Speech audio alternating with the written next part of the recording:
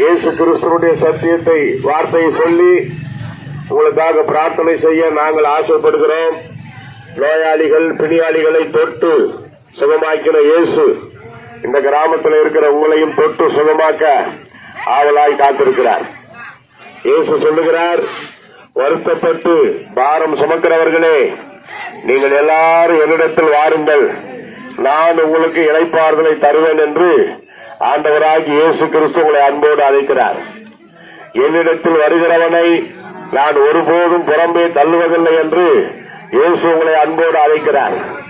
இந்த உலகத்திலே உங்களை யார் கைவிட்டாலும், இந்த உலகத்திலே உங்களை யார் வெறுத்தாலும், இந்த உலகத்திலே உங்களை யார் புறம்பே தள்ளினாலும், உங்களை நேசிக்கிற, உங்களுக்காக ஜீவனையே கொடுத்த, உங்களுக்காக 3ஆம் நாள் உயிரோடு எழுந்த, இன்றைக்கும் ஜீவிக்கிற, நம்மோடு கூட ஒரு நண்பனை போல, ஒரு தகப்பனை போல, ஒரு தாயை போல நம்மோடு கூட இருந்து ஆசீர்வதிக்கிற இயேசு கிறிஸ்து இன்றைக்கும் உங்களை நேசிக்கிறார்.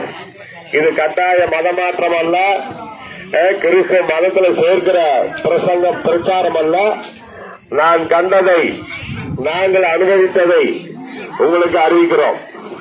என் பேரு வேலாயுதம், எங்க அப்பா பேரு பாலாஜி, எங்க அம்மா பேரு ஆண்டாளு.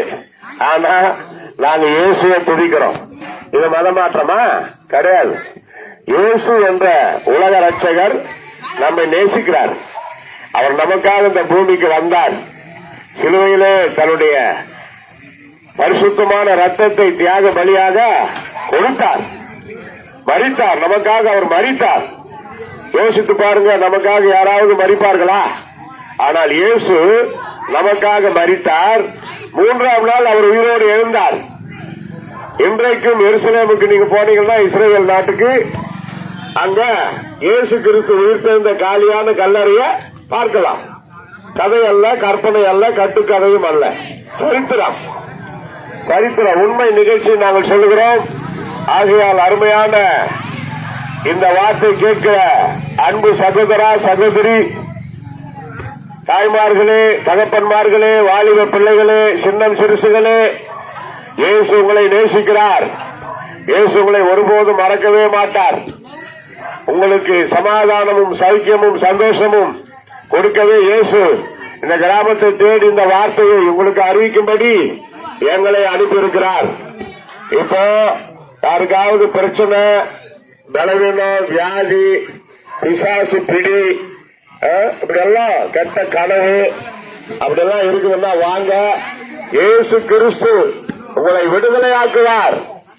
இயேசுவால் ஆகாத காரியம் ஒன்றுமே இல்லை. செத்து போன லாசரு என்ற ஒரு மனிதனை, வாலிப பையனை 4 நாள் கழித்து உயிரோடு எழுப்பின இயேசு உங்களுக்கு இருக்கிற வியாதியை சுலபமாக ஒரே நொடியில நீக்கி சுகமாக்க இயேசு வல்லமை உள்ளவராய் இருக்கிறார். இப்ப பொதுவா உங்களுக்காக ஒரு பிரார்த்தனை பண்ணி நான் முடிக்கிறேன். அதுக்கு பிறகு யாருக்காவது விசேஷமா, ஐயா இந்த மாதிரி எல்லாம் இருக்குது, எனக்காக இயேசு கிட்ட பிரார்த்தனை பண்ணுங்க அப்படின்னு வர்றவங்க மட்டும் நீங்க தாராளமா வாங்க. உங்களுக்காக நாங்க பிரார்த்தனை பண்றோம். மந்திரம் தந்திரம் மாயாஜாலம் அதெல்லாம் ஒண்ணும் கிடையாது. நாங்களும் உங்களை போல மனிதர்கள், சகோதர சகோதரிகள். நாங்க உங்களை நேசிக்கிறதுனால இயேசு பற்றி சொல்றோம். ஆகையினால ஒரு சிறு பிரார்த்தனை இந்த கிராமத்து மக்களுக்காக, இந்த வார்த்தை கேட்கிற உங்களை எல்லாருக்காக ஒரு சிறு பிரார்த்தனை செய்ய விரும்புகிறேன். எல்லாரும் இருக்கிற இடத்துல, ஏசப்பா என்ன ஆசீர்வதிங்க, எனக்கு சுகம் பலன் ஆரோக்கியம் தாங்க அப்படி எல்லாம் சொல்லி உள்ளத்துல நீங்களே பிரார்த்தனை செய்யலாம்.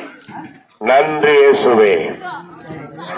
அப்பா இயேசு ராஜா, இந்த வார்த்தையை கேட்ட அருமையான மக்களை அடிமையுடைய சீடனாக, இயேசு கிறிஸ்துவின் ஊழியக்காரனாக நின்று ஆசீர்வதிக்கிறேன். யார் யாருக்கெல்லாம் பலவீனம், உடம்புல வியாதி, பிசாசின் கட்டுகள், பிரச்சனைகள், போராட்டங்கள், துன்பங்கள் எதுவா இருந்தாலும் சரி, ஆண்டவராகிய இயேசு கிறிஸ்துவின் நாமத்தில் ஒவ்வொருவர் உடம்பை விட்டு வெளியேறும்படி கடிந்து கொண்டு அப்புறப்படுத்துகிறேன். இந்த கிராமத்து மக்கள் வாழ்ந்து சுகமாக இருப்பார்களாக என்று வாழ்த்தி ஆசீர்வதிக்கிறேன். படிக்கிற பிள்ளைகள் முதல், இன்னும் சிறு குழந்தைகள் முதல் படிக்கிற பிள்ளைகள், வாலிப பிள்ளைகள், குடும்பஸ்தர், பெரியவர்கள், வயதானவர்கள் எல்லாருக்காக அடிமை ஊக்கமாய் பிரார்த்தனை செய்கிறேன். ஒவ்வொருவரையும் ஆசீர்வதியும், சுகமும் பலனும் ஆரோக்கியமும் தாரும். இயேசு கிறிஸ்துவின் பெயரால் வேண்டுகிறேன் அருமை பிதாவே. ஆமென். ஆமென். சரி, இயேசு உங்களை ஆசீர்வதிப்பார்.